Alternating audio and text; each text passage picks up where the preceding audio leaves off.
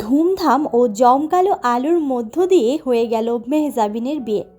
পুরো social media জুড়ে এখনও যেন বিয়ের রেশ কাটেনি। নিজের সাদা লেহেঙ্গায় তাক লাগিয়ে দিয়েছেন দেশবাসীকে। পুরাই যেন বলিউড নায়িকাদের থিমে নিজের বিয়েটা ধুমধাম করেই ছেড়েছেন মেহজাবিন। এক নজরে কেউই বলতে পারবে না যে এটি বাংলাদেশের কোনো এক বিয়ের অনুষ্ঠান।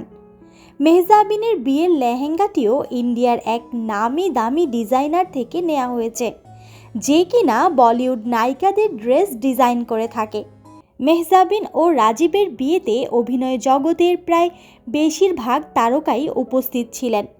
বিয়ের ড্রেস কোড মেনেই মেহজাবিনের বিয়েতে উপস্থিত হয়েছেন অন্যান্য তারকারা।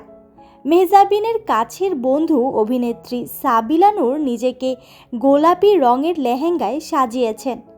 এছাড়া তাসনিয়া ফারিন পরেছেন গোলাপি রঙের জামদানি শাড়ি। কাছের বন্ধু তানজিন তিশা পরেছিলেন কফি কালারের মধ্যে একটা শাড়ি, যা তাকে বেশ মানিয়েছে এবং তার সম্পূর্ণ বিয়ের লুক নিয়েও বেশ আলোচনা হচ্ছে। অভিনয় শিল্পী ইরফান সাজ্জাদ পরেছিলেন একটি সাদা রঙের পাঞ্জাবি। ক্লোথিং ব্র্যান্ড আনজারা এর কর্ণধারও সেখানে উপস্থিত ছিলেন এবং একটি ফুলের লং গাউন পরে নিজেকে সজ্জিত করেছিলেন। এছাড়া গায়িকা জেফারকেও দেখা গেছে মেহজাবিনের বিয়ের অনুষ্ঠানে।